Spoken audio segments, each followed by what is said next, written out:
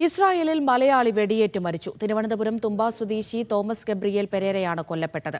ജോർദാനിൽ നിന്ന് ഇസ്രായേലിലേക്ക് കടക്കാൻ ശ്രമിക്കുന്നതിനിടെ അതിർത്തിയിൽ വെച്ചാണ് സൈനികരുടെ വെടിയേറ്റത്. വെടിവയ്പിൽ പരിക്കേറ്റ ഭർതൃ സഹോദരൻ എഡിസണെ നാട്ടിലെത്തിച്ചു. ഇവരെ ഇസ്രായേലിലേക്ക് കടക്കാൻ സഹായിച്ച ഏജന്റുമാരെക്കുറിച്ച് പോലീസ് ഇന്റലിജൻസ് അന്വേഷണം ആരംഭിച്ചു. കഴിഞ്ഞ മാസം 5-ന് വേളാങ്കണ്ണിയിലേക്കെന്ന് പറഞ്ഞാണ് ഗബ്രിയേൽ പോയതെന്ന് ബന്ധുക്കൾ പറയുന്നു. 5-ാം തീയതി ഇവിടെ പോയി തീർന്നതിന് ശേഷം പിന്നെ അതിനുശേഷം ഫോണൊന്നും വന്നിട്ടില്ല.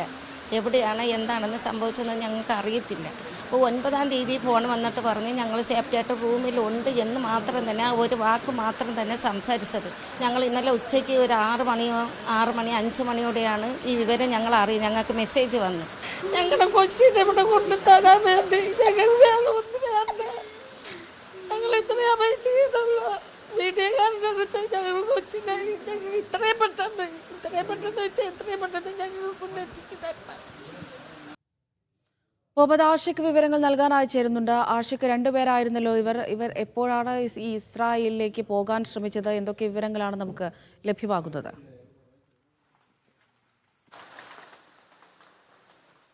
അമൃത, ബന്ധുക്കൾ പറയുന്നതനുസരിച്ച് കഴിഞ്ഞ 5-ാം തീയതിയാണ് ഇവിടുന്ന് എഡിസണും മരണപ്പെട്ട തോമസ് ഗബ്രിയേൽ പെരേരയും ഒരുമിച്ച് വേളാങ്കണ്ണിയിലേക്കാണ് എന്ന് പറഞ്ഞ് പോകുന്നത്.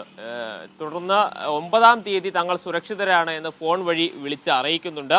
പക്ഷെ പിന്നീട് വിവരങ്ങൾ അറിയുന്നത് ഇവിടെ ഇന്നലെ എഡിസൺ പരിക്കേറ്റ നിലയിൽ ഇവിടെ എത്തുമ്പോഴാണ്. പിന്നീട് എംബസിയിൽ നിന്ന് വിവരങ്ങൾ ലഭിക്കുന്നു. 4 പേരടങ്ങുന്ന ഇന്ത്യക്കാരുടെ സംഘം ഇസ്രായേൽ അതിർത്തി മുറിച്ചു കടക്കാൻ ശ്രമിക്കവേ ജോർദാൻ സൈന്യം തടയുകയും ഇവരുടെ വാക്ക് കേൾക്കാതെ ഓടി പാറക്കൂട്ടങ്ങൾക്കിടയിലേക്ക് കയറിയതിന്റെ പേരിൽ ഇവിടെ വെടിവെക്കുകയും ചെയ്തു. ഈ വെടിവെപ്പിൽ തലയ്ക്ക് വെടിയേറ്റ തോമസ് ഗബ്രിയേൽ പെരേര തൽക്ഷണം തന്നെ മരിക്കുകയും കാലിന് പരിക്കേറ്റ എഡിസൺ അടക്കമുള്ള മറ്റ് 4 പേരെ അവിടെ ചികിത്സയിൽ പ്രവേശിപ്പിക്കുകയും ചെയ്തതായിട്ടാണ് പറയുന്നത്. തുടർന്ന് ഈ എഡിസൺ രക്ഷപ്പെട്ട് നാട്ടിലേക്ക് എത്തുകയായിരുന്നു. എഡിസൺ നാട്ടിലെത്തുമ്പോഴാണ് ഇതുമായി ബന്ധപ്പെട്ടുള്ള വിവരങ്ങൾ നാട്ടുകാരും വീട്ടുകാരും മറ്റും അറിയുന്നത്.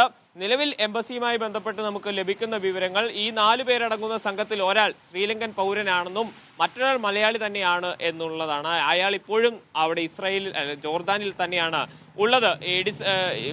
മരണപ്പെട്ട തോമസ് ഗബ്രിയേലിന്റെ മൃതദേഹവും ഇസ്രായേലിൽ തന്നെയാണ് ഉള്ളത്. ബന്ധുക്കളുടെ ആവശ്യം ഉടനടി തന്നെ ഈ മൃതദേഹം വിട്ടുകിട്ടാനുള്ള നടപടികൾ ആരംഭിക്കണം എന്നുള്ളതാണ്. ഒരു വിദേശ ഇന്ത്യൻ പൗരനെ തലയ്ക്ക് വെടിയേറ്റ് കൊലപ്പെടുത്തിയ പശ്ചാത്തലം എന്താണ് അടക്കമുള്ള വിശദീകരണങ്ങൾ തിരക്കണമെന്ന് എംബസി പറയുന്നുണ്ട്. ഇതിൽ ഇന്ത്യക്ക് കടുത്ത പ്രതിഷേധമുണ്ട് എന്നുമുള്ള വിവരങ്ങളാണ് എംബസിയുടെ ഭാഗത്ത് നിന്ന് അറിയുന്നത്. ഏതായാലും 2 രാജ്യങ്ങൾ തമ്മിലുള്ള കാര്യങ്ങളാണ്. അതുമായി ബന്ധപ്പെട്ടുള്ള അന്വേഷണങ്ങളും മറ്റു കാര്യങ്ങളും ആരംഭിച്ചിട്ടുണ്ട്. പ്രധാനപ്പെട്ട മറ്റൊരു വിഷയം, ഇവരെ ഇവിടെ നിന്ന് കയറ്റിക്കൊണ്ടുപോകാൻ ഒരു ഏജന്റ് പ്രവർത്തിച്ചിട്ടുണ്ട് എന്നാണ് പറയുന്നത്. ഇവിടെയും ജോർദാനിലും ഏജന്റുമാരുണ്ടായിരുന്നു എന്ന വിവരങ്ങളാണ് വരുന്നത്.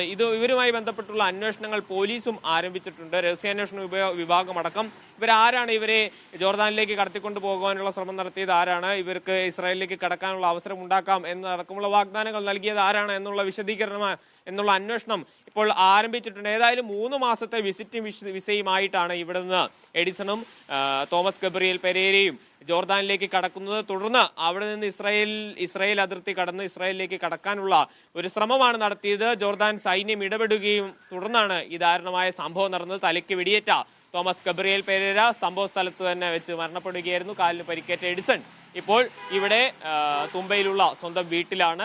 കാലിന് സാരമായി തന്നെ പരിക്കേറ്റിട്ടുണ്ടെന്നാണ് നമ്മൾ മനസ്സിലാക്കുന്നത്. മുഹമ്മദ് ആഷിഖാണ് വിവരങ്ങൾ നൽകിയത്.